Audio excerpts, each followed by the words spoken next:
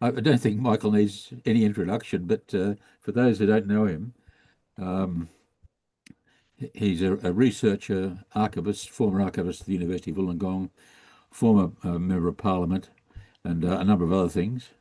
And but Captain Thunderbolt is one of his interests, and I'll I'll let Michael talk further about himself. But go ahead, Michael. Okay, I'll share the screen. Okay, well, thanks, Ray. What I'd like to do over the next 30 minutes or so is just talk about my journey of discovery in regards to Captain Thunderbolt. On the 27th of December 2023, I received an email from the Czech Film Archive via the Czech Republic Consulate General in Sydney, informing me that the Czech Film Archive in Prague had a 35mm print of Captain Thunderbolt. Needless to say, I was ecstatic about that. I'd found out just a week or so before that by a Google search that they might have had a copy, and this confirmed it. Straight away, I informed people who'd been helping me on this project, Ray Edmondson, Graham Shirley, David Donaldson specifically, and I made sure I quickly notified the National Film and Sound Archive. I posted it on my blog, my Facebook, my websites, and it was a terrific moment. And you can see from the page from my blogs that I'd also updated it when on the 28th of March 2024 the film arrived in Australia from the Czech archive to be restored, which is currently underway. So what I'd like to do is talk about Captain Thunderbolt, the film, talk about my research journey and about the rediscovery of this lost Australian film. So who was Captain Thunderbolt? Captain Thunderbolt was Frederick Ward, born about 1835 in New South Wales. In 1856, he was sentenced to 10 years jail for horse stealing along with a friend. 1863, he escaped from Cockatoo Island on Sydney Harbour. He then spent 6.5 years bushranging in northwestern New South Wales. He was accompanied for a lot of that time by Mary Ann Bugg, known as his wife. Though I'm not sure if they were ever married, and she was an Indigenous lady, and they had a couple of children together. And in 1870, he was shot and killed by the police, according to some accounts. According to other accounts, he wasn't. So let's talk about the film. In 1950, January 1951, actually, there was a public announcement that Associated Television Pty Ltd was making a film called Captain Thunderbolt. Now, this was a unique film in that it was going to be Australia's first film that was made not only for the cinema, but also for television. Now, in 1950, and they'd been preparing this beginning in 1950. Now, in 1950, as you'd be aware, there wasn't any television in Australia, but government had put out feelers. Television would come in 1956, of course. And so government was putting out feelers from organisations, individuals who might put a submission in to gain a television licence. And ATV, or refer to it as ATV, was compiling one such submission. ATV was the chairman, the company director was C.G. Scrimgeour. I'm not sure how I pronounce that, and he was a New Zealander. He'd had experience in broadcasting over there. And he was putting together and his associated companies were putting together a package of shorts of Captain Thunderbolt, the film, and probably other material so that they could make a submission to government to hopefully get one of the first television licenses. And Captain Thunderbolt was to be an important step in Australian filmmaking, frankly. You can see I've listed there the production crew and some of the cast, and you can see from some of the names there that it was a really quality production crew and a quality cast. So this was a significant film. It would, in my view, it's a very significant film actually, and it's a shame that it's little known, and due to various circumstances, it has been kind of missed over time. though people such as David Donaldson, who saw it during its initial run in the 1950s, are very much aware of the quality of the film and have been championing it for a long time now. So Scrimgeour was the chairman, company director, company owner, I suppose. Producer John Wilshire, he worked for NBC in America and BBC in England, I understand. You had the scriptwriter Creswick Jenkinson, who had worked on radio scripts. Director Cecil Holmes had also, both him and Scrimgeour had come from New Zealand, and they brought something over to Australia from New Zealand, but I'll mention that later. Cinematographer, director of photography was Ross Wood, who went on to achieve quite a lot of fame as an Australian cinematographer. And I'll just note at the end there, editor was Margaret Cardin. She was an English lady who'd worked for the BBC, and she would edit the film. The cast was likewise a quality cast, and both cast and crew had worked in Australia, a lot of them, during the 40s on some of the major films produced in Australia during the 40s. Grant Taylor was an English actor. Charles Bud Tingwell was Australian, of course. Hart Maguire, the main antagonist, was American.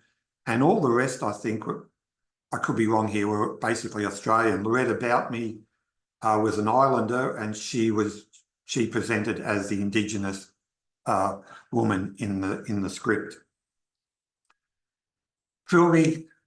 Filming took place in March of 1951. So they'd been pre-production from late in 1950. They undertook substantial filming in March of 1951 at Cockatoo Island, in and around Sydney. Looks like there's a picture of Bud Tingwell escaping from Cockatoo Island on the rocks of Sydney Harbour, I'm assuming. And they also filmed, well, in Sydney, they actually filmed some parliamentary sequences actually in Parliament House in Sydney. They also moved on site to Armidale and Uralla and areas in that section of New South Wales where Lightfoot and his colleagues had actually operated back in the 1860s. And some of the extras were people from the College of Advanced Education, which is now the University of New England, and from the high school there. So a lot of locals participated. As I said, filming took place. You had various scenes. I've been fortunate enough to have a read of the shooting script, Charles Tingwell's shooting script, which is in the National Film and Sound Archive collection.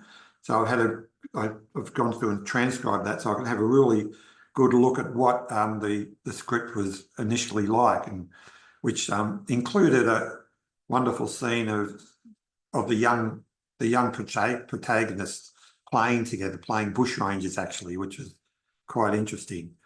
Here's another still from the film of Alan Blake on the left, Bud Tingwell, Frederick Ward, Captain Thunderbolt, Grant Taylor there in the middle, and Mrs. Ward Jean Blue after escaping from Cockatoo Island. I won't give too much of the script of the story away, so there won't be too many bloopers. So anyone who hasn't seen it, when it's finally made available, it'll make it a little bit more exciting, I think.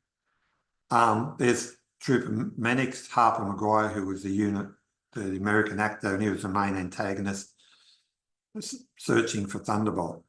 And there's Frederick Ward and his young love, basically, Joan, reconciling in her garden prior to his escape from police. So that was in March. By April, they were working on putting the film together.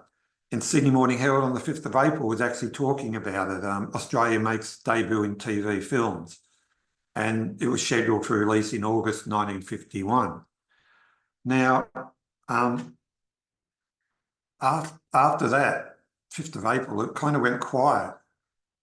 The earliest screening I'm aware of was on the 31st of July 1951 in Dubbo.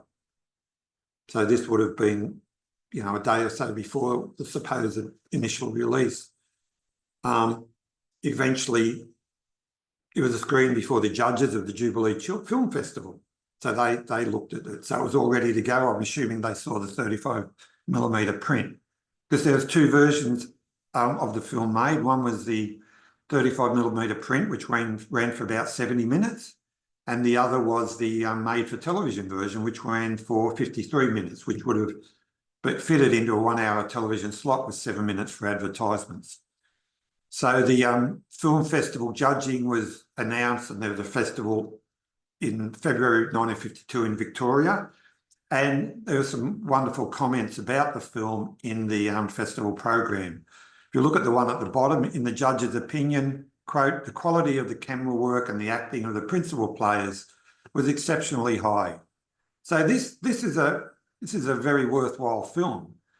And on top of that, we've got Robert Krasker, the Australian Academy Award winner, who cinematographer for The Third Man, which is Orson Welles' film, I think, shows how much I know. And he said, quote, "Technically and dramatically, the photography in both interiors and exteriors compared favourably with world standards. The continuity too was impressive." So he's talking about the film work mainly of Ross Wood. So once again, this is a quality production. And when I was doing my research, and I'm getting up to things like this, July and August, and then I'm wondering, well, why wasn't it released? What's going on in the Australian film industry at this time? After that July notice, I came across the Daily Telegraph had cartoonish advertisements in November 1951. Now, on the left, you can see there how to make and wear your bikini swimsuit, which is kind of an early, this isn't the 60s, this is 1951. And then on the right, you've got a cartoon, "Captain Thunderbolt lives again. New Australian film tells of famous bushranger." So it's still being kind of talked about, promoted, but it's not being released. As many of you would be aware, the early 50s was a rather dire time for the Australian film industry. In 1950, you had 5 films made, of which 4 of them were overseas productions from the UK and the US. Glenrowan Affair was made in 1948, 49, 50. And Captain Thunderbolt, in my view, is the only genuinely Australian film made in 1951. And I'm not talking about documentaries and things like that. So if someone else has got another one, well, they could let me know. But a lot of these other films, some of them were released in 1951, but they weren't actually made in 1951. So there was a real market, it seems to me, there was a real market for Captain Thunderbolt. I mean, Australians were known to love their bushranger films. They were like the equivalent of the American Western in many ways. And I just wonder, the question then arose, well, why wasn't it released? The next notice in December of 1951, January 1952, the film was shown in the Sydney cinema to the cast and crew. In February 1952, I think it was, the film was shown to some theatre owners and distributors. Once again, no release. In July and August of 1952, I think Ross Wood, I could be wrong here, took the film over to the Karlovy Film in Prague, Czechoslovakia. And it was retitled there, Captain Burlesque. And a lot of films that Western films that ended up being shown in the Eastern Bloc. Things such as the Shirley, Sundowners. I've seen posters for all those, a Russian poster for Shirley, a Polish poster for Sundowners. They'd be retitled, and the font they'd be given would be in those acrylic fonts, etc. So yeah, some Australian films did end up getting over to the Eastern Bloc countries. There's a poster here for 1958 for the festival. I haven't been able to find one for 1952.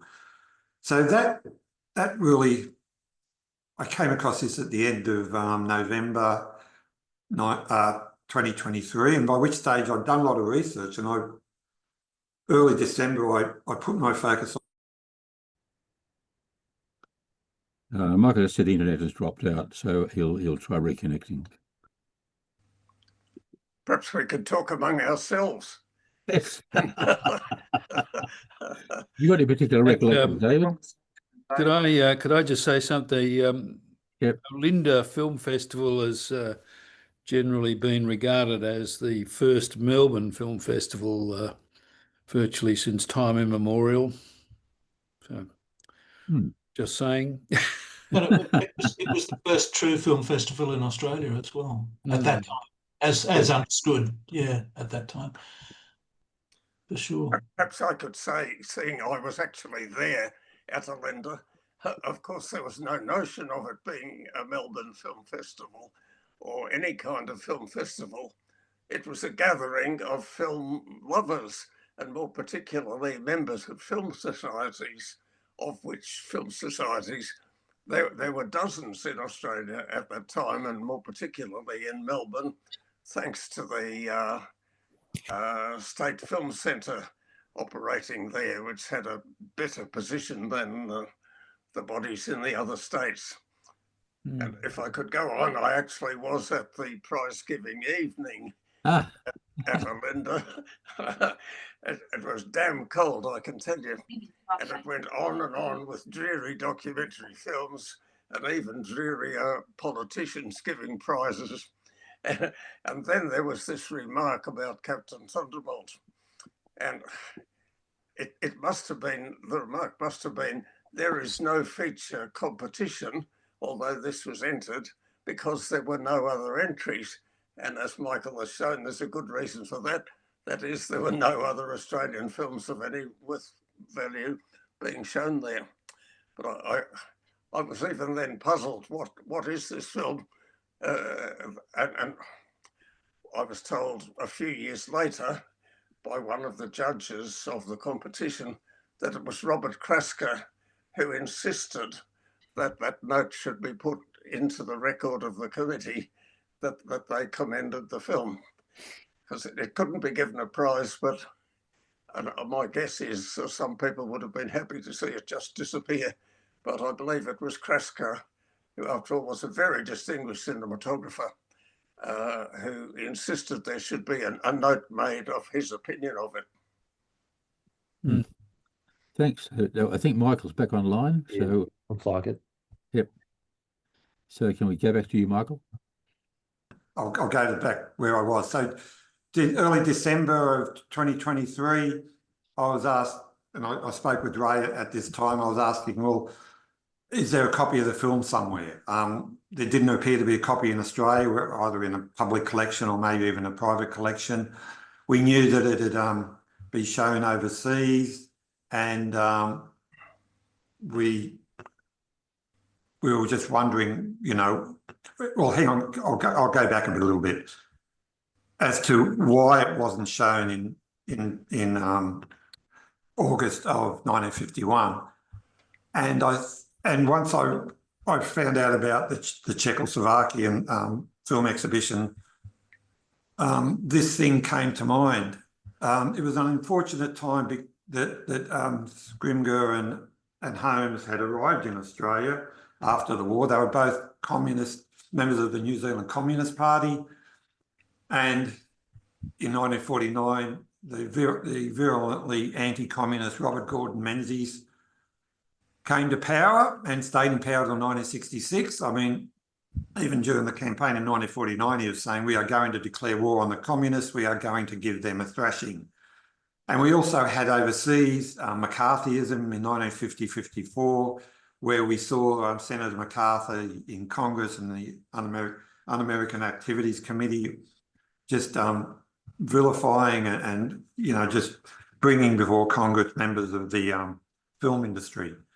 So I'm assuming that the same was happening here in Australia, and that people such as Scrimger and Holmes and any other communist in Australia was going to be subject to some sort of retaliation from the new Liberal government.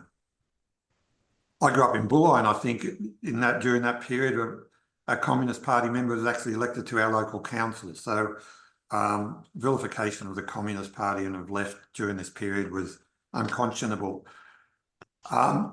In September, we had the referendum to ban the Communist Party. So it appears to me, and this is my opinion, that Captain Thunderbolt got caught up in all this, and this is why it wasn't released for 5 years, because I'm assuming that the distributors in Australia, which I think were mainly American and English and British, were not going to, I didn't want to get into trouble with the government, just as distributors overseas in America and that would have suffered the same fate. And this perhaps maybe a deep dive into the records at the National Archives, into ASIO and government records, might find some reference as to why Scrimger and ATV, etc., were not able to release Captain Thunderbolt, which eventually took place on the Capitol Theatre, Armidale, on the 22nd of June, 1955. So that's 4 years after the film had been made and it was ready to go, which is way more than just a simple shame. So it was released, rather timid release. I know it was, there was an insert poster, which we can see here, which is probably looks pretty faded to me from the NFSA collection. I understand there's also a one-sheet poster. There's various lobby cards. Here's one with Mannix looking over Blake after he'd knocked him to the ground, and Ward looks on, obviously just prior to their escaping from Cockatoo Island. We also have, fortunate in that a trailer survived, a 35mm trailer in the NFSA collection, which runs for 2 minutes and 20 seconds. So that was and that gives us a great view on what the film actually was at the time of its initial release. I was going to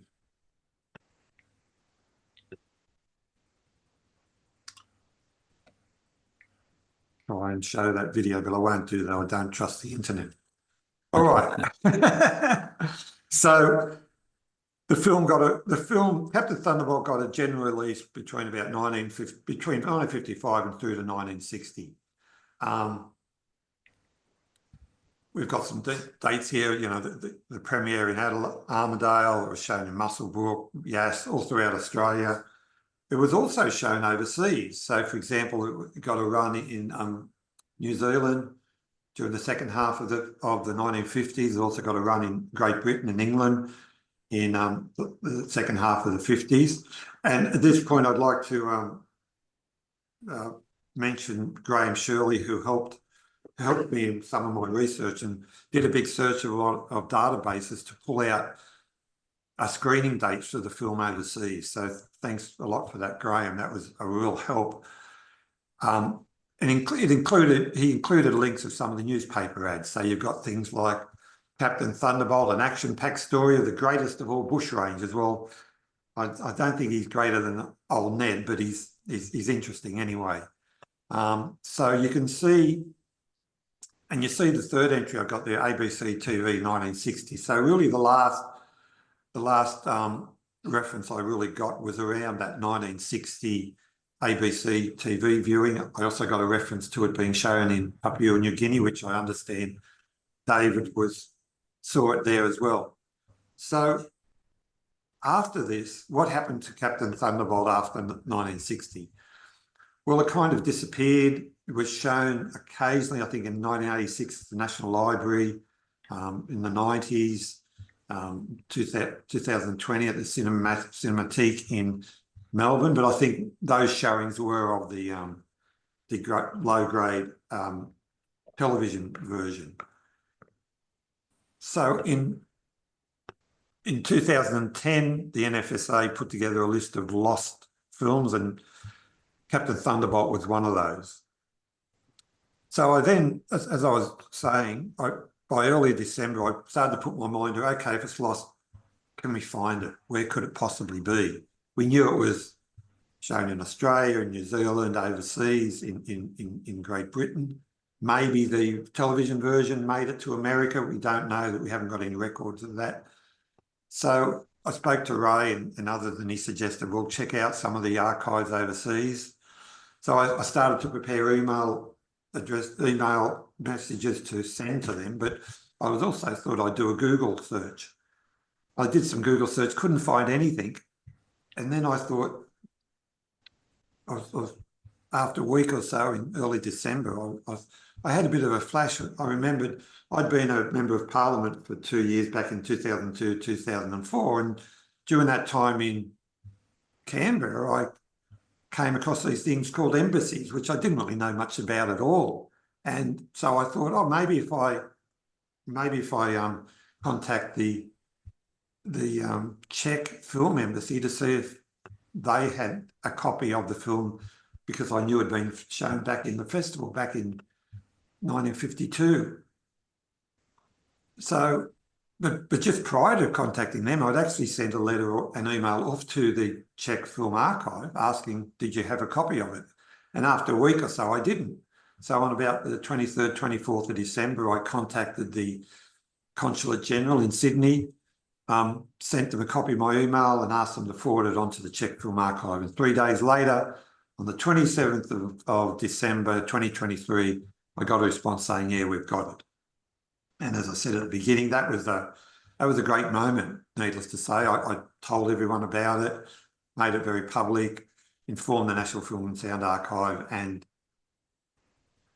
that they eventually took possession of it for restoration. One bit I've missed out in that point was I did a Google search. Now, imagine doing a Google search on something that's in Czechoslovakia. It's in Czech font, it's in Czech language. You can't just type in Captain Thunderbolt and Prague. You come up with nothing. But I did do a bit of a search, and this was really the eureka moment I had on the 12th of December. I came across this 16-page program for the Kino Ponrepo, which is the Czech Film Archive equivalent of the NFSA's ARC Cinema. And within this program, it said that Captain Thunderbolt, or Kapitan Bolesk, was shown on the 21st of April 1972. So once we had that, I thought, was it their copy? Was it a private copy? Did they still have it? Blah, blah, blah. And as I said, Ray suggested, contact the Czech Film Archive. And the result of that was what we now have here in Australia, which is the 35mm print of the film.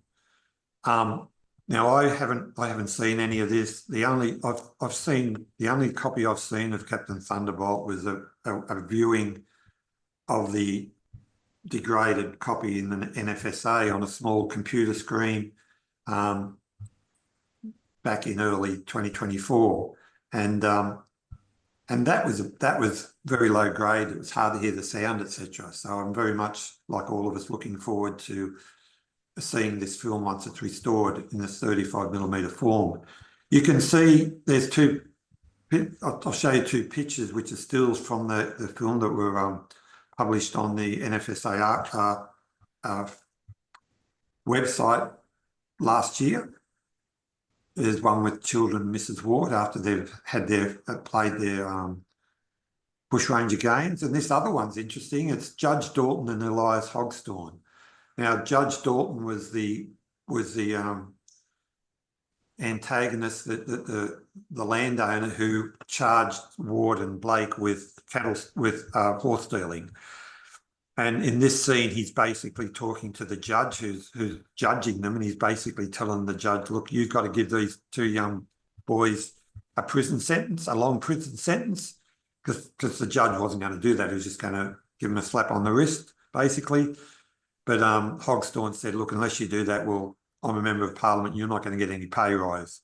So we see here some of the lively script which talks about police brutality and corruption of the judiciary, things like that. And it's interesting that Elias Hogstorn in the Czech print becomes Mr. MacArthur, I think, which is a famous Australian pastoralist. So that's just a little thing there.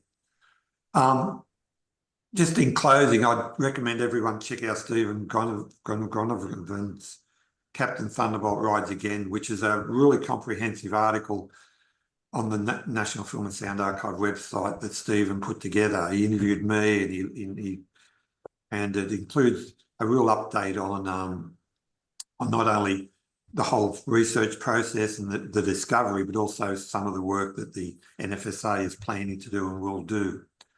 So that's about all I've got to say. I'm sorry for that disturbance in the middle.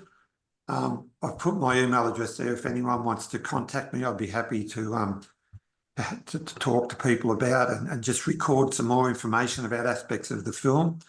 All the information that I have, I put on my blogs. I've made it public on the web pages, and that's what I do. So there's lots of there's images, there's links to videos, there's copies, transcripts of newspaper reports, things like that. So yeah, that's me. Any questions or comments? Thank you. Well, any comments from anyone? I'd like to say about that picture that's now showing of Grant Taylor. That photo was sent to me by Grant Taylor's son, Duncan Taylor. This is at least 10 years ago. And I've lost contact with Duncan Taylor, actually. But the interesting thing is that that pistol, apparently of course, any film project has immense obstacles put in its way. And one of the obstacles in the production here was to get authentic looking pistols. Of course, control of firearms is fairly strong in Australia. And evidently there was, to even be allowed to use a pistol from the 1880s or something like that, it actually came from the police museum, and the police were very reluctant indeed to let this pistol be shown on the screen, presumably thinking everybody else would want to have a pistol. But so that's where that actual picture comes from. Thanks, David. Any other comments? I have a trivial question. Can you hear me? I'm confused about the Zoom. It's Martha here. Yes, Martha, go on. Can hear you. I'm intrigued at the idea of Ross Wood, a very busy man, going to the Czechoslovakia to a festival. Where did you get that? I think that was out of one of the newspaper reports. Wow. I can double check that, but yeah, I thought it might have been the director would have taken it over, but I think I came across a reference to, or someone told me that. Yeah, so, I've got an answer to that, Martha and Michael. Thanks, Graham. Thanks. According to the joint oral history of Cecil Holmes and Eddie Allison took the print across there. Cecil at that time wasn't available and couldn't afford to travel to Czechoslovakia. He did subsequently travel a couple of years later and took 3 and 1 over there. But it was Eddie who apparently took the print with him. And the film was then screened, yeah. Thank you, Graham. Thanks. That does make sense in terms of the question I want to ask, whether anyone's come across a bit more information about that. Darry and I are both here, and we're Rod Adamson's kids. Sure. And Rod was in Prague, Czechoslovakia from, I think, 1948 to 1950. Mm-hmm. And he also worked very closely with Eddie Allison at Realist Films or the other one. I always get the producing and screening arms mixed up. But Rod came back here in 1951 and worked on Captain Thunderbolt as the assistant director. I think it was the assistant director, and I'm sort of wondering whether that he also would have been any part of that Czechoslovakian connection with the others. Seems very likely, doesn't it? Mm. Yeah, I don't have Yeah. further information about who was there.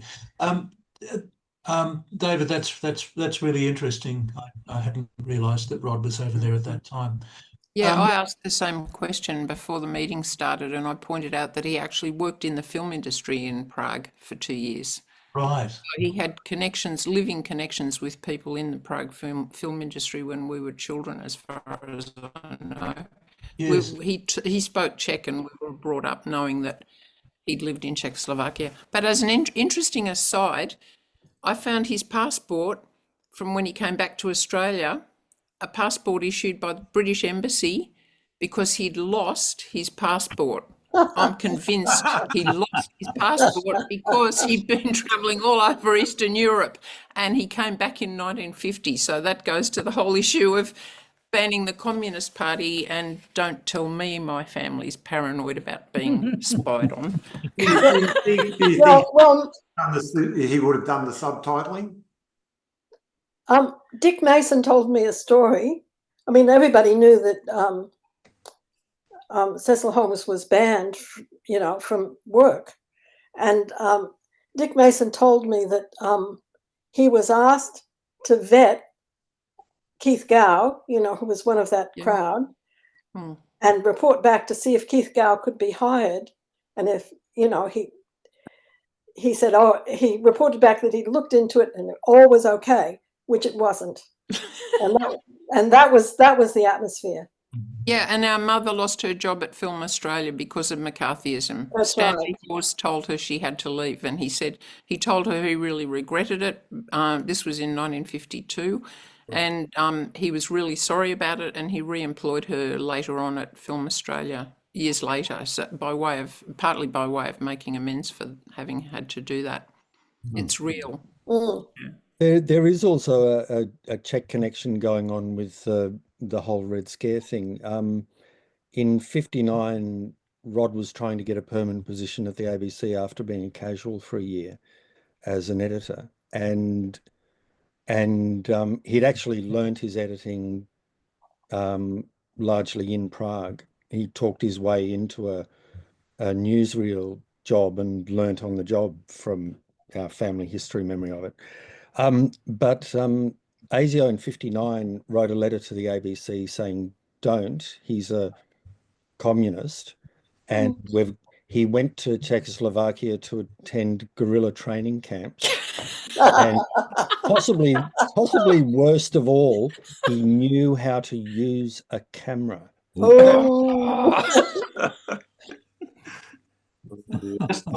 anyway, yes, the Czech connection, somewhere we've still got a reel-to-reel of an English version of the new Czech constitution. I'm not sure what year, in English.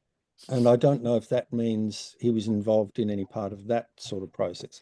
But anyway, in terms of Australia, yeah, okay, there are communists all over the place. If I can just answer the question about who did the subtitling, from conversation with Amanda Holmes, she's researched this, and she said the subtitling was done by a Czech friend of Cecil's. Okay. That answers that. Michael, you were asking about the pronunciation of Scrimgeour's name. It was actually Scrimgeour, so the G was like a J. Okay. That's just for future reference. Yeah. Thank you. David Adamson, I just had a further question about your father and Associated TV. Did he work on other films for Associated TV at that time? Do you have any knowledge? Is Associated TV Captain Thunderbolt? Yes, it is. It's the production company. Yes. Not that I'm aware of. But he could have been doing anything at that time, because he came back in 1951. Married my mum in 1952, and didn't work at the ABC until 1958, and he left the Communist Party after all the revelations in 1956. Right. As far as I know, he was working for I can't remember the name of it. Was it Quality Films or? Oh yeah, he established. He was working for the Communist Party film unit in that time. And, Eddie Allison. Yeah, Eddie Allison. That was initially New Dawn Films, which was set up by Cecil Holmes, And then Right. Quality Films ended up merging with it and taking over its film collection. And I think was Realist Films the distribution arm or the reality? Sorry, Films was it or- Realist? Sorry, what was the question So about? Quality Films was the production, and Realist Films was the distribution. No, Well, it was the other way no. around, actually. It was the other way around. Oh, the other way around. Yes, And Realist Films. Rod was working with Eddie Allison, though I once met Frank Hardy, who Oh, was in his most garrulous, self-promoting old phase, and he said, "Oh yes, Rod Adamson worked for me at Quality Films." can you I've believe never it? heard Frank Hardy's name in relation to this before. Oh, he definitely described working at Quality Films as being where he was making films. He was learning. Oh, well, I presume he was editing. Okay, yeah. Yeah. Anyway. Presumably Frank wasn't there. Who knows? He might have been like in the 80s, he might have been overseas chasing Nana Muscuri or something. Exactly. There was very definitely a Realist film unit in Melbourne, which was in production, and their films survive. And I thought there was a Realist film unit in Sydney. Maybe that was another offshoot in some way. Yeah, No, it possibly was Frank was actually involved in the Melbourne one. it was what became the Waterside Workers. Yeah. Oh, okay. The Waterside Workers Yeah. Federation film Yeah. unit. It was. Mm. Yeah. Nice to see you, Judy, Martha and Graham. Bye. Yes. Just in passing, Olinda, Judy always referred to Olinda as unique, not only in terms of being the first, but as being the only national delegated film festival that ever happened. So that goes back to the Film Society thing, but she actually saw it in formal terms as a delegated national film festival. Right.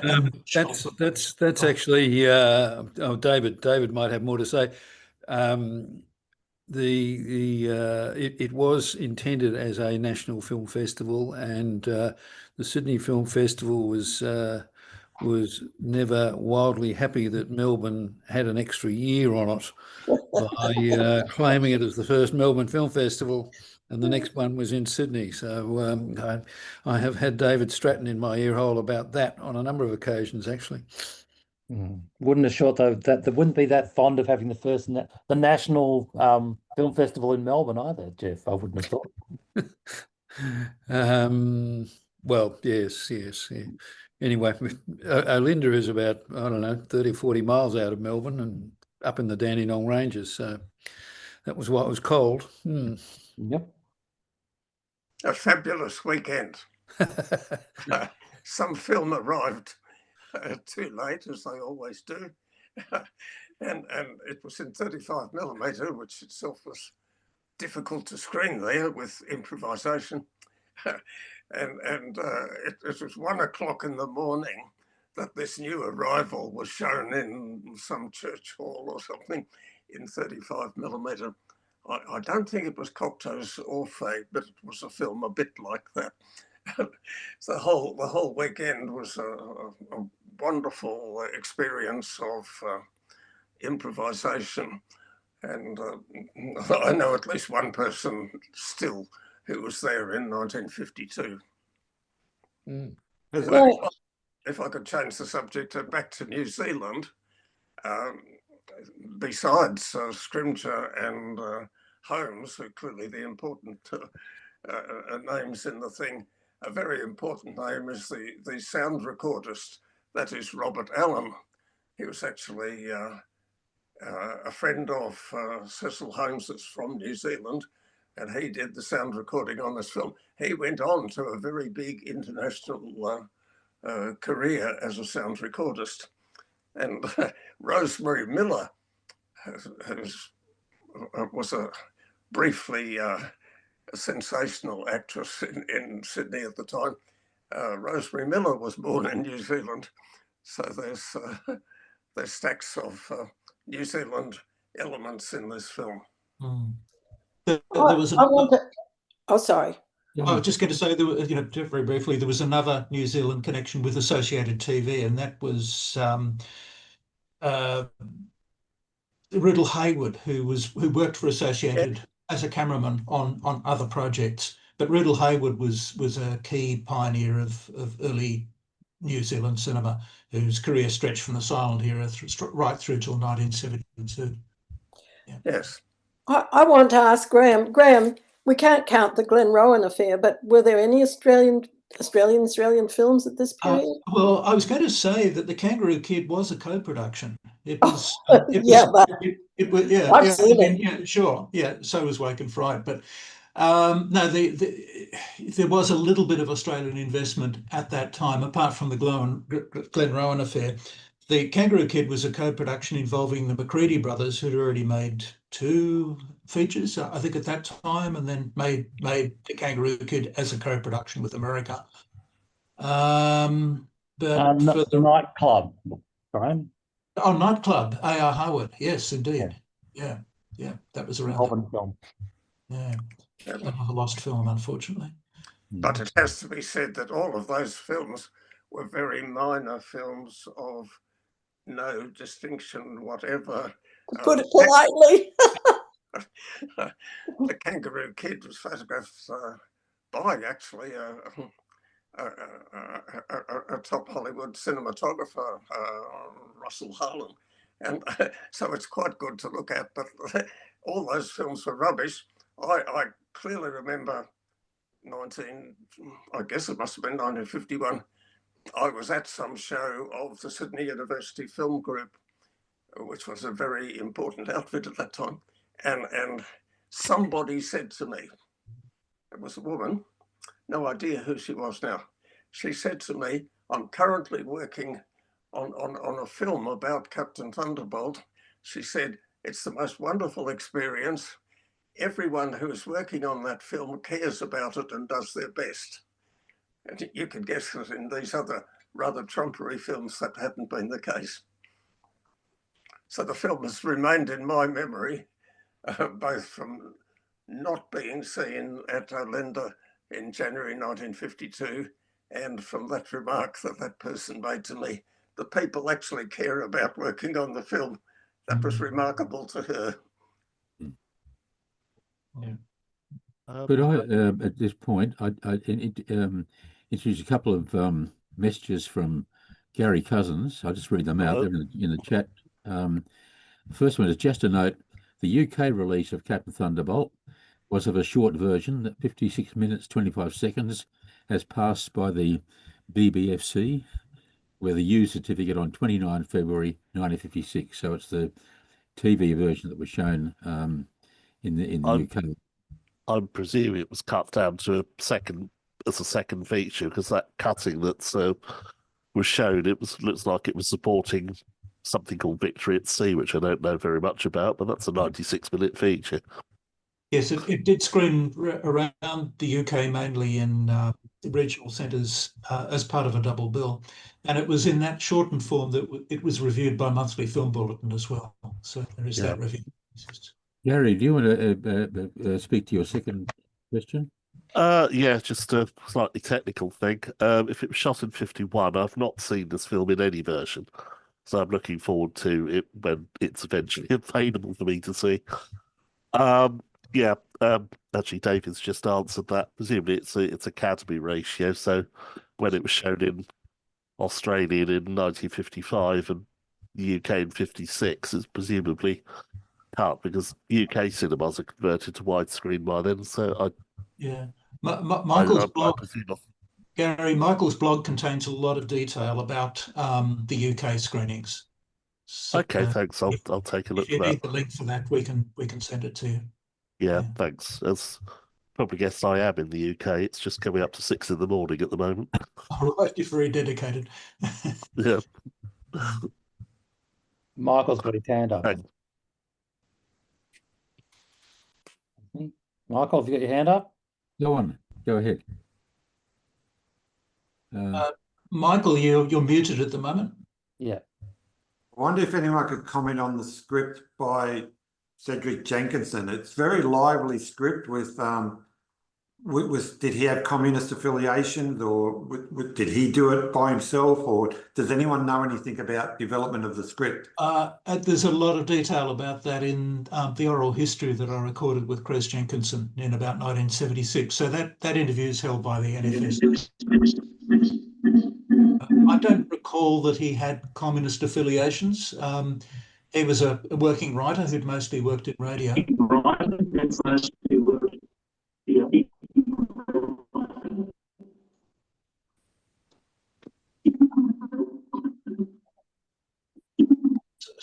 Sorry, we've got dropout there somewhere.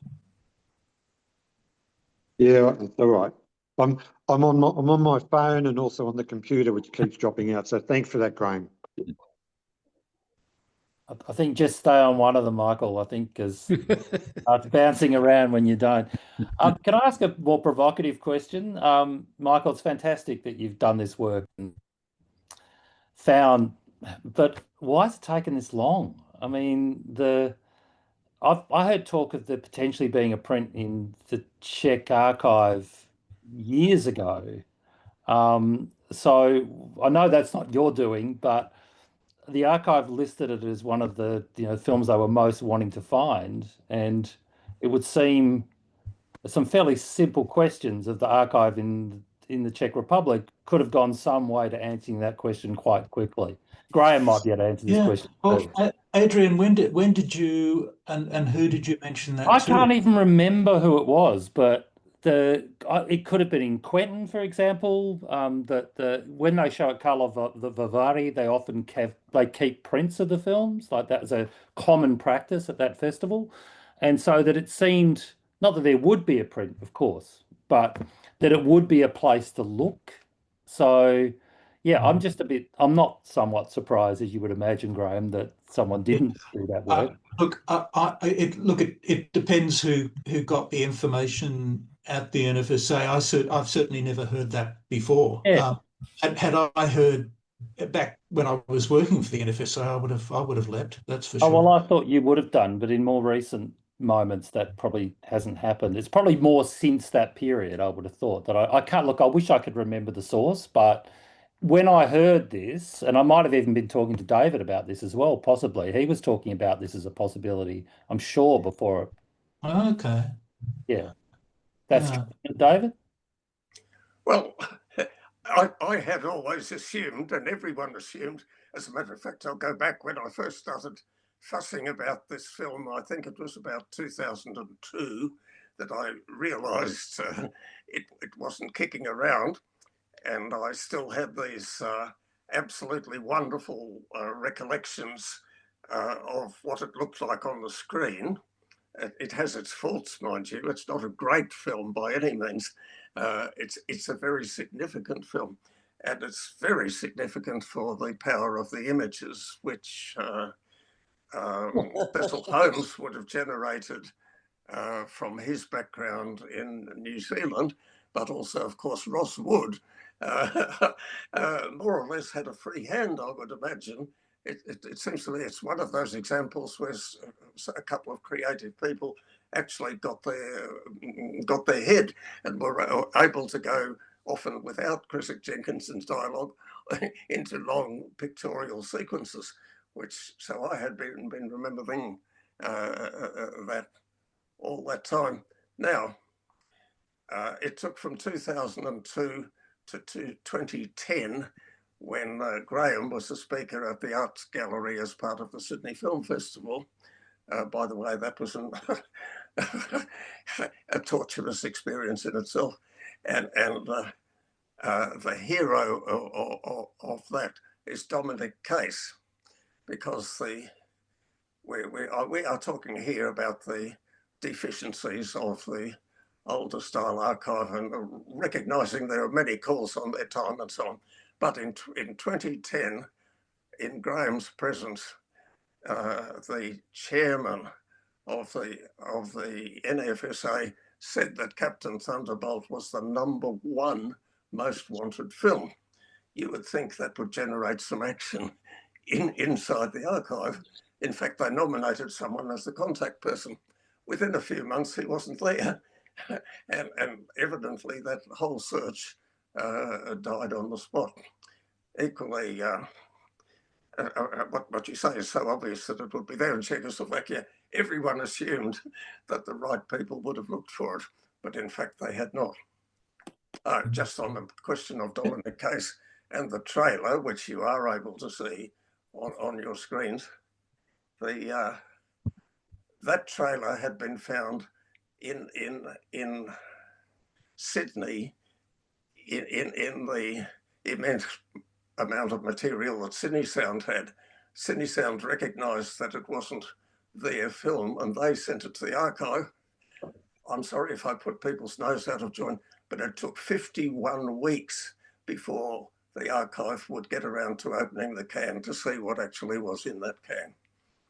And then luckily in came Dominic Case, who does know about printing off films, lab work, and it was Dominic who got that trailer made. If Dominic had not happened to be passing through the archive briefly at that time, we would never have seen this trailer to this day. So that's trying to answer why. David, I have to sort of step in here and say I think you're rather sort of overestimating my or overstating my contribution.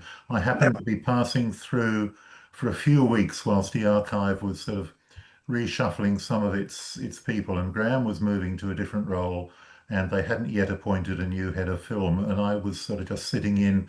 I guess because I just joined with the archive, I wasn't okay, I'll be bold as well. I wasn't worn down by the usual sort of slowliness and reluctance to do anything, so I just said, let's do it, and let's go ahead and get this going. And a few weeks later, I was moved on, and somebody else had taken up the role of head of film, but I just happened to be passing at the right time. But it's really good that we've managed to make that step forward.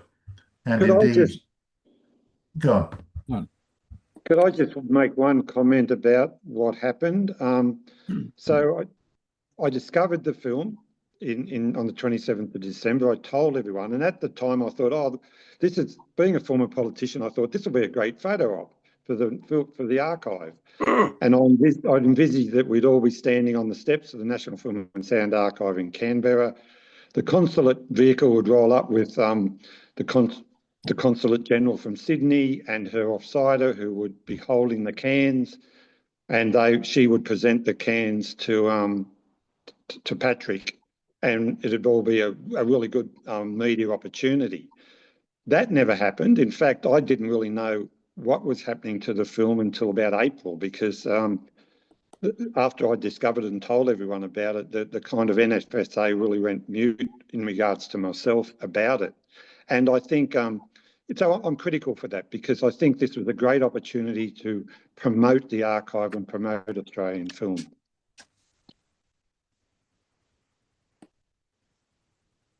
Andrew, you have a comment.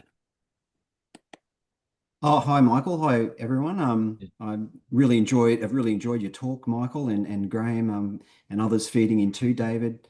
Look, I just had a question about you mentioned, Michael, about the shooting script for the film, that you'd been able to read the script, and I'm assuming that that's for the longer version of the film, not the 53-minute version, but and you may not have had a lot of time to look at it, but I was just wondering if there's any scenes or details that you recall as, well, I haven't seen this before, that may have been omitted from that, that were in the shooting script, but not in the 53-minute version, that you're looking forward to seeing in this extended version of the film, or the complete version of the film? Oh, Andrew, definitely. I had a deep dive into the script. It's wonderful. It's a wonderful script. For example, the marriage in the church between Blake and his Indigenous partner. Hopefully, that's actually in the 35mm one. There's a relationship between Thunderbolt and his girlfriend, which suggests that maybe after the girlfriend's husband died, that they went off together. There's criticism, there's racism in it. There's criticism by the squatter about Chinese people. So it's very lively, very leftish kind of script. And I just hope that that certain organisations don't balk at it, because it's all these things mentioned in it are real from the 1860s. These things really happened, and I think that adds to the value of it. Absolutely. So I am hoping myself to continue my research in specifically in regards to that, because. And what I want to do is a deep dive and comparing the script, look what was actually got onto film, and then what happened, what was censored, what was included in the 70-minute version, what was included in the 53-minute version. I mean, the British had also said to the Australians, no, we don't want the Aboriginal stuff in it. So when Ray talks about a 56-minute version over in UK, that's more than the TV version. That's 3 minutes. So I suggest it might have been the original 70-minute version that had been cut down and censored for the British sensibilities. Yes, well, that's what sort of just, in all that you've been saying about the political background and everything else, to cut, it's, go from 70 minutes down to 53. Yes, certainly there's a consideration, as you mentioned, about television and what would play on TV as opposed to in theatres. But then if some of these other elements that are perhaps rubbing certain people the wrong way, I wondered how much of that perhaps was motivated by censorship rather than just brevity of story or whatever else. Just on picking out the detail of this, I mentioned to someone, I'm not sure, maybe in conversation with David, that after Judy died, a lot of stuff went to the NFSA, including some of Rod's stuff, a small amount of Rod's stuff. And in that, there was a shot list for Captain Thunderbolt with, I think, red crosses through the shots, presumably as they had been completed. So I had that exact question about whether that could contribute to an archaeological unravelling of what might not be in the final film. Well, I would say, of course it would. That's the obvious place to go. That script has been sitting in the archive for quite a few years now, since Judy died, which I think was 2013. Yeah. And as you say, it's a working script. It was Rod was the assistant director. He was right there on the floor. That's the script that was right there when the camera was rolling. So it's a very important resource as to what was intended. I will say what was intended in 1950-51 may not be what was the edited 69 minutes that came out in 1955. And we don't know what the length was at the trade show in 1952 in Sydney. So, but I completely agree about the political element in all of these things. I believe that the Korean War had broken out in about March or April 1951. So Australia was, as it were, all there with Douglas MacArthur at that time. And so, but in addition to those political forces, there are commercial forces. These people were not in the film industry. The film industry was Charles Chauvel, Cine Sound, regular people. And these people were from the radio company, Associated Programs, who were trying to muscle into TV. And bear in mind that the whole film industry was a very closed shop. There were, I believe it is 8, somebody mentioned earlier, the number of film distributors in Sydney for Australia was 8, of which 7 were American and 1 was British. That is the Rank organisation from England. And the Rank organisation owned half of Greater Union, I think it was, which, and Greater Union had, along with Hoyts, those 2 chains. Hoyts was owned by 20th Century Fox. Those 2 chains owned practically every theatre in Australia that was of any significance. So the whole thing was very tightly packed. the idea that people had made a good film and could get it released is sort of laughable in those circumstances. Granted, they had some money behind them themselves, and some. We haven't gone into the role of. Perhaps Graham would like to speak about the role of Fuller. That's the original money. Well, okay, yes, okay. In Australian cinema for the first 80 years, which I co-wrote, I said that Sir Benjamin Fuller was the financier of Captain Thunderbolt and a good deal of Associated Television. That's not correct. It was actually his son, Ben Fuller Jr., who funded. He actually put money into Captain Thunderbolt. He financed it. It's interesting. Fuller's had a New Zealand connection as well. The Fuller family, which was a theatrical dynasty that dated right back into the early to mid 19th century, came, I think, first to New Zealand and then to Australia and set up a distribution network here. I've been speaking to someone recently who said that Rudel Haywood, as a who was actually related to the Fuller Haywood dynasty. In other words, Rudel Haywood was, I think, the son of Henry Haywood, who was like a New Zealand equivalent of Norman B. Ridge, a real kind of power in the distribution and exhibition industry. And the fact that Rudel Haywood was connected by blood to Henry Haywood and to the Haywood organisation made it much easier for him to have his films released in New Zealand from the 1920s onwards, really. Although I think things were becoming a bit more difficult for him in the 1950s. And so just to get back to Fuller, Ben Fuller's, once Ben Fuller had funded Captain Thunderbolt, I think he stepped back from it. I've never heard of any active involvement that he had in it at that time.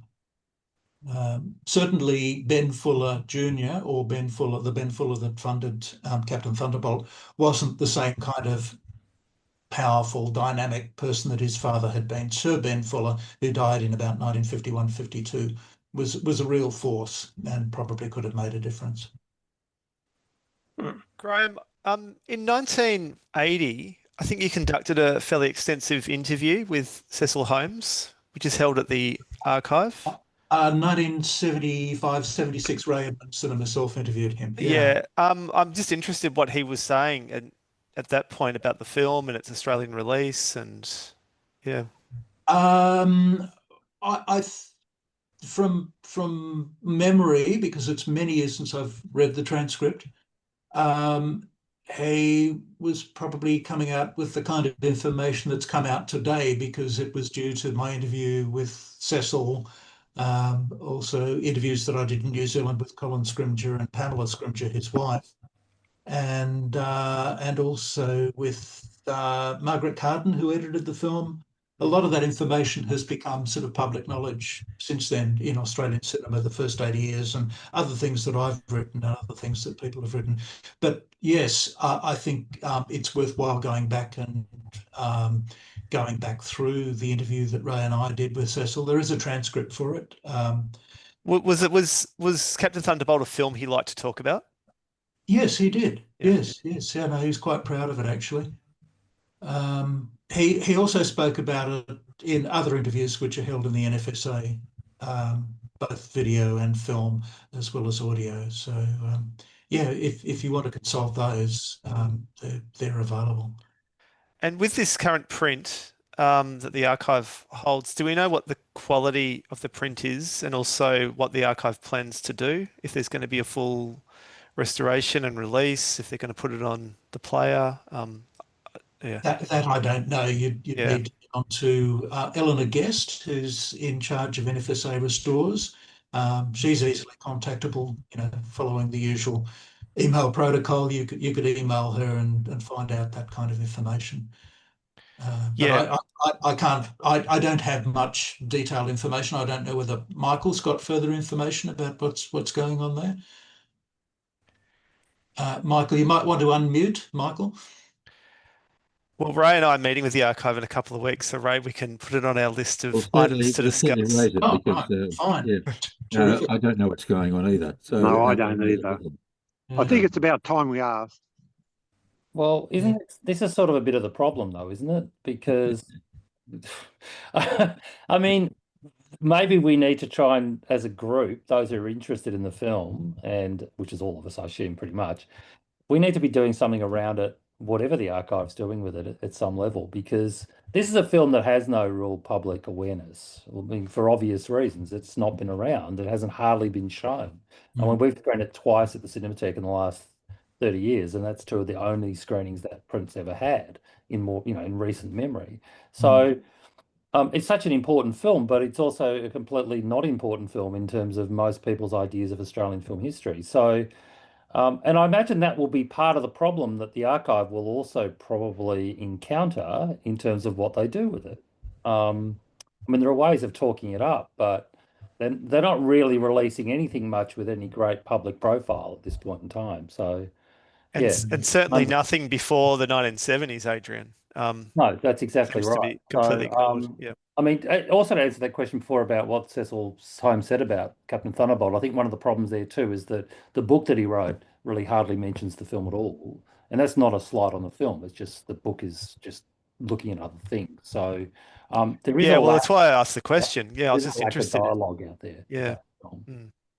Well, I know I have an answer to that, but I'm not going to go public with it. One of my concerns is that the only place we'll see it will be at film festivals, but I won't say any more. Can I just say that I have heard that the print was inevitably it was showing signs of age, but that it was, apart from the fact that yes, it had been through a few projectors over the years, it was in good enough condition to be confidently restored. I think one of the biggest challenges will be how they manage whatever they're doing to remove or perhaps obscure the Czech subtitles. Yeah, well, they should release two versions of it, one with the subtitles and one without. Yeah, true. That happens. Just a comment from me that talking to Dad, who worked on the film, for anyone that came in late, on the daughter and my brother's here as well, of the assistant editor. He spoke of it with great affection and pride. It was really a thing that we knew about. I don't know if David would remember it this way, but he'd talk about working on Thunderbolt. Yeah, he was proud of it, I think, and probably enjoyed it, I would imagine. It sounded like that anyway. Rightly so. And its lack of release is symptomatic, as we've talked about, of the era and the period and a whole range of factors that, it's very tragic that it wasn't more widely shown, but it's also a bit of a badge of honour considering everything else that was going on. Yeah. It had fantastic coverage, press coverage during its production, and such a pity that that then finished when it didn't. It wasn't given a wide release, and there wasn't jumping up and down about it in the way that there should have been in Australia at that time. But certainly in the coverage of the shoot, it was saturation coverage, both in the regional press and capital city press as well. That's it's an interesting thing, because it's quite a common pattern, I think, for Australian films, particularly this era, or films made in Australia during this era. I mean, I was doing research around Drifting Avenger, the Japanese film shot here, and there's quite a lot of coverage of the actual filming. But I mean, the film was never ever shown in Australia at the time, so it kind of went into nothing once the film was finished. But I think that's probably quite a common pattern, actually, and that's why there are some records of these films, and they're kind of tantalising because they give you some idea, but they only give you a limited idea of what the film actually was and was actually like. And listening to you talking, I'm thinking that that was possibly a cause of some grief for my father. This was a man who cried whenever he heard Paul Robeson's name mentioned. Because if for anyone who doesn't know what happened to Paul Robeson, anyway, look up Paul Robeson. But I'd say he was not happy about it. Well, yeah. Could I just comment on the subtitle issue? Could I just comment on the subtitle issue? As an archivist, I don't want to see the subtitles removed. I don't want to see the NFSA logo. on the film. I want to see it in its original form. It's a work of art. Leave it as it is now. Don't go defacing it with logos and bookmarks and all this sort of things. So that's one thing. The other thing is I've done a story with the Armidale News, and up in Armidale they're very keen to see it. I've got people in Wollongong who are keen to see the film. So as soon as it's made available, I'm sure that there'll be plenty of people interested in hearing about it and actually seeing the film. Just following on from Darry, and if anything came up, and maybe there is some stuff about Associated, what was the company called? Associated Radio, or? This is an interesting question. David Donaldson's raised the issue recently that although there's a press trail which indicates that Associated Programs was definitely made, which was the radio company. I'd always assumed that Associated TV was formed as an affiliated but separate company, but there's nothing I can find, and there's nothing anyone else can find on Trove, which is usually quite good with company registrations, when it comes to the formation of Associated TV. So whether it was just an affiliated company, there's some, I think there'll be some clarification of this in the papers for Associated Programs, which are held by the National Film and Sound Archive. They're part of my collection, which has yet to be accessioned, but it's sitting in that paperwork is sitting in the registration run. After how I came to acquire that paperwork was that after I interviewed Colin Scrimger, followed by Pamela Scrimger in New Zealand, Pamela Scrimger, who had explained to me that Colin at that time was slipping into Alzheimer's, unfortunately. Pamela took it upon herself to post me the company records for Associated Programs. So hopefully there'll be more of an answer there. Terrific. Yeah, I'm interested in the thing of what Rod did apart from this, like how he got it connected with it and so forth. So I think it's got a lot to do with the informal networks, and some not so informal, of the general left-wing milieu and the Communist Party's influence, because I'm pretty sure the answer is that Rod actually worked and got his income, whatever it was, from working with quality films in that earlier part of the 50s. Yeah. And maybe up till 58. I don't know. Well, I know very well about that because I did business with him. Right. I can't say I knew Rod well personally, but I certainly knew him over several years, and we did business together. I did also with Cecil Holmes, but that's another story. And when I came to Adelaide, I relied on quality films for a little distributor that my wife had running in Adelaide. Of course, the person in charge then was Eddie Allison. I can't quite remember when Eddie took over from Rod, but I would guess that Rod was in quality films at 36 Pitt Street initially, from 1951 to about 1957, maybe later. And that was a very substantial and very important, actually, film distributor initially in the non-theatrical field for community organisations, churches, film societies, schools, I suppose a bit. Most schools didn't show film much in those days.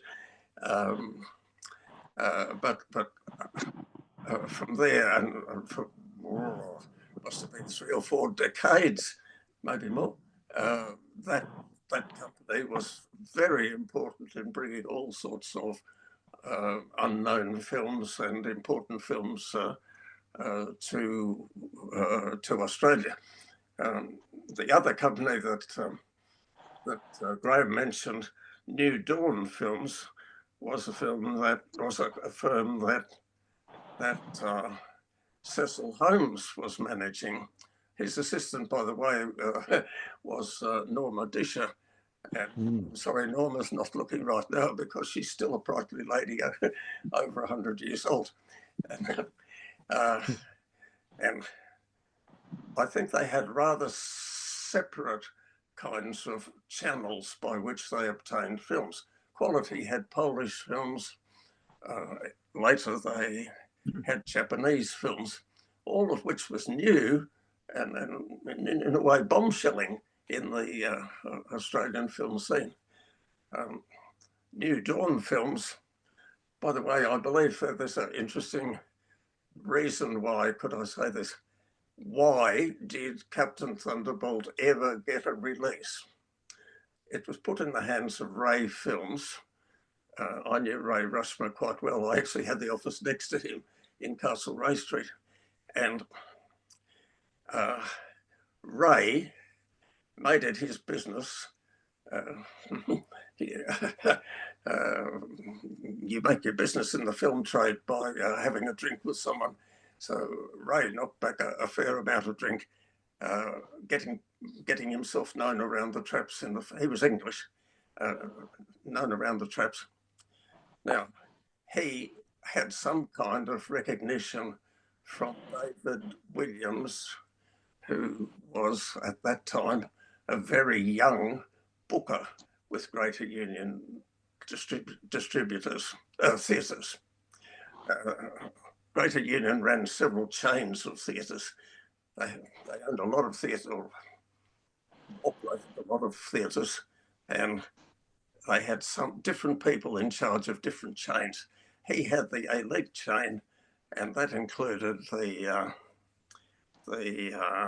Vogue at Double Bay, not nearly as powerful as the Hoyts at Double Bay, but quite a few of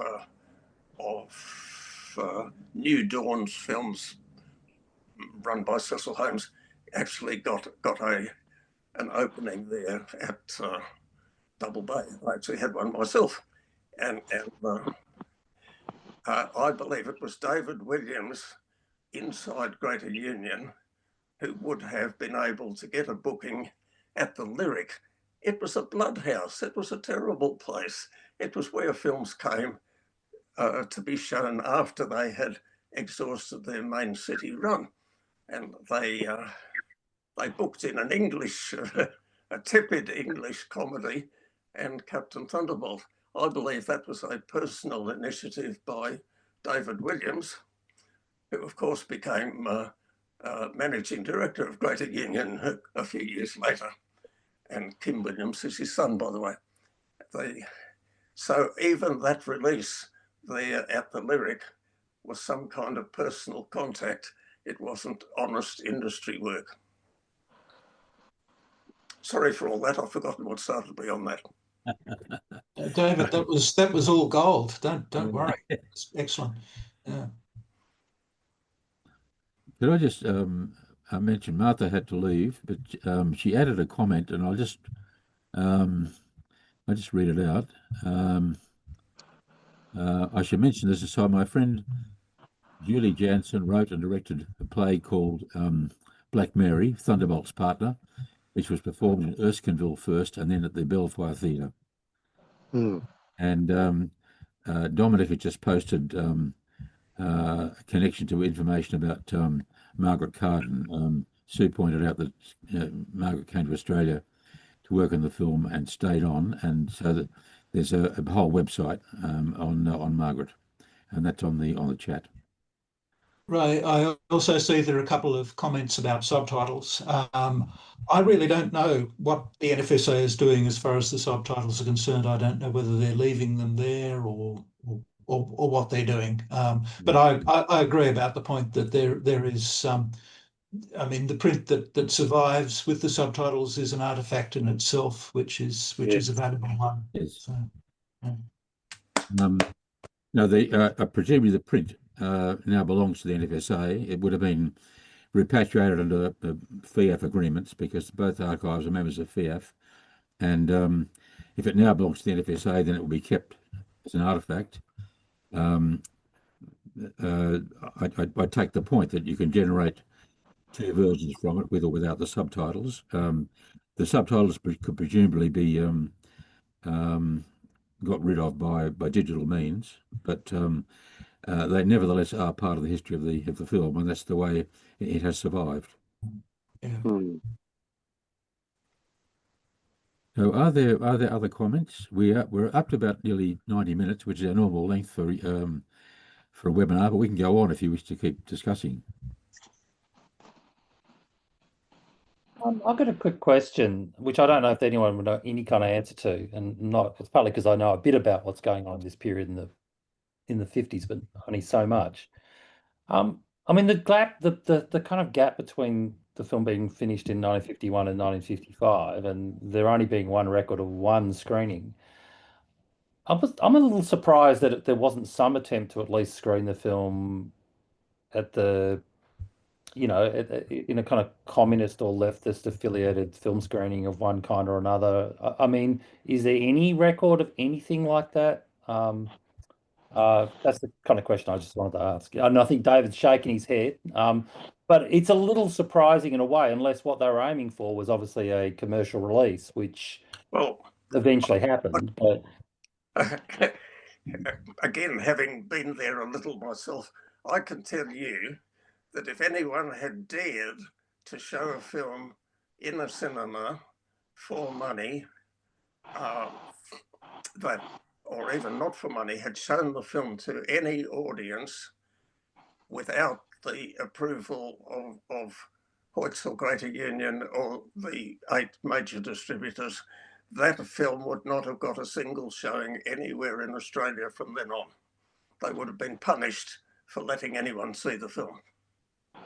Okay, that makes sense, David. I mean, but it would have been an option, I guess, in terms of, the various outlets there were for screening films in those contexts. And bear in mind that nobody liked Australian films. David, the question then is, well, why didn't the distributors show it? The question I posed, why didn't they therefore show it? Because it was the quality of the good film. Because it wasn't their boss's money. 20th Century Fox would put their films into Hoyts theatres using films that came from 20th Century Fox in America, who of course owned the Fox company in Australia. So it was nothing to do with political censorship. I won't say nothing. I will, mind you, Cecil, bless him.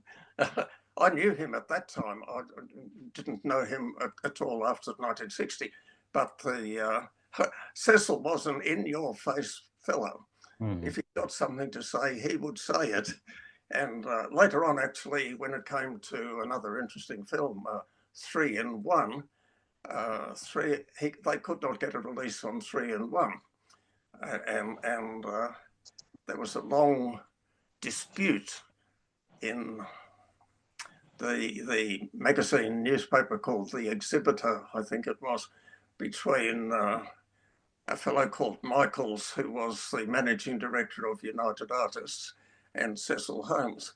And Michael's point was, who are you to tell us what we should be releasing?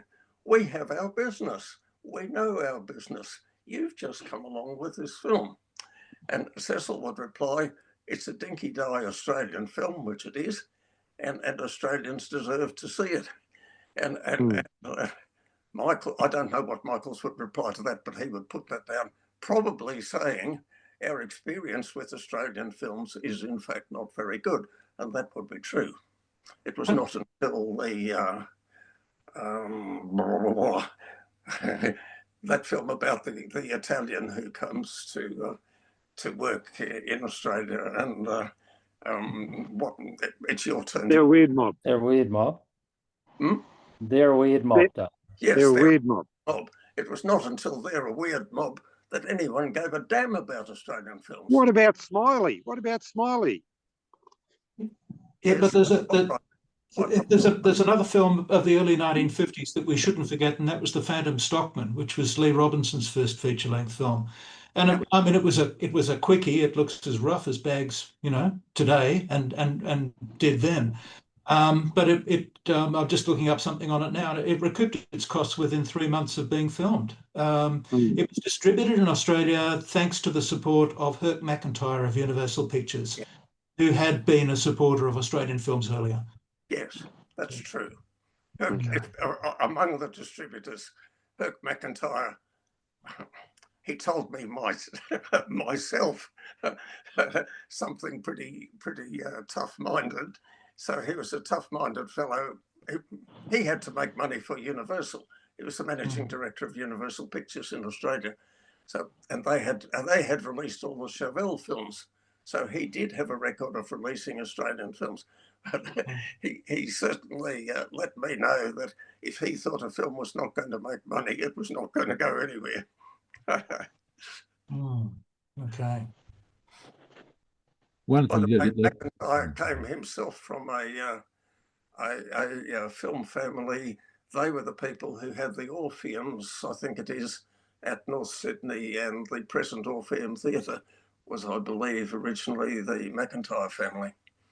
That's off the top of my head. Don't take that too. The McIntyre family, not the Orpheum. That was a different family altogether. No, the McIntyres had certainly been at North Sydney very, very early on. I mean, talking about early 1910s with a tent theatre and all that kind of thing. Yeah. Yeah. The McIntyre empire grew quite well until Herc moved to Universal, which was actually in about 1919, 1920, I think.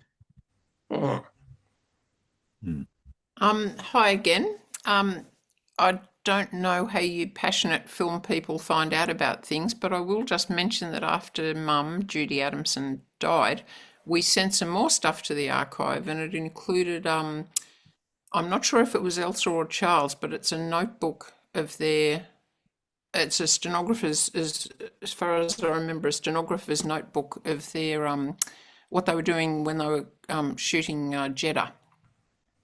So if anyone's interested in knowing that, because I don't know if the NFSA sends out bulletin, we've got Charles and Elsa Chauvel's notebook, but it wasn't put in, it's probably in the Judy Adamson collection, but it wasn't sent off with the original lot. So if anyone's interested in hearing that, I just thought I should drop that in since you mentioned my memory of that is that it was, they were scouting for locations. Yeah, and at some point in the book, they write in capital letters underlining with exclamation points, Jeddah, which may be the moment when they decided what they were going to call the film, or this is my memory from 10 years ago. I'm not sure it just possibly did Suzanne go with them, and did she do the notation? Was she old enough then? The notebook, you mean? Yeah, I think she did go on location for Jeddah. Yeah, actually. so I think she might have written the notebook. Okay.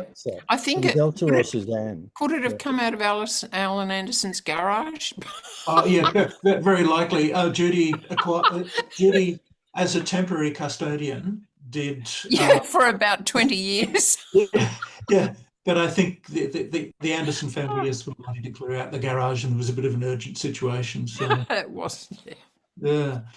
Anyway, but I must ask Rick Chauvel Carlson, who's Suzanne's son, in other words, Charles and Elsa's grandson, whether he knows about that. He's quite passionate about collecting material and making sure that material is ultimately preserved when it comes to. And for some reason, I've got a feeling that Mum might have told me that. I don't know why I think this, but there might have been two of them. And the one we gave the archive after she died, I don't know why I think that, but I've got this memory that it was Meg Labron was very enthusiastic, and that somehow we were saying to her, this isn't the entire thing. Because it makes sense, if you had stenographers' notebooks, there would have been more than one of them. You would have been filling them up, and yeah. Anyway, for what it's worth. I had vaguely thought that she'd got it from Suzanne, because she was close to Suzanne and had signed books from her and so forth. Yeah, I don't know. Written by Suzanne, I think. Well, yeah, I think she knew Elsa as well. Yeah. Oh, she did. Yeah, she definitely knew Elsa. I've got a photograph of her with Elsa. Suzanne ended up writing a book about her. It's a very detailed book, which unfortunately has never been published. It's Suzanne's. Rick still has that manuscript. It should be published at some stage. I mean, it needs an edit, as every book does, but it should finally see the light of day. I think that's my opinion. Yeah. Okay. Are there other, one comment that I will make, because it intrigues me, is what happened to the original negative of Captain Thunderbolt? Oh. I mean, a lot of things We came asked of any number of other films, particularly Australian films. It's I goodness. mean, did it go overseas? Was it lost in Australia? What happened? We don't know. From time to time, original negatives were sent overseas. You know, yeah. I think that was the case with The Sentimental Bloke, wasn't it? It was. It mostly was because release printing had to be done overseas because of no intermediate stock, and certainly we know of a number of Australian films where the original neg was sent overseas, and it's disappeared as far as we're concerned. So we had to work on other available copies.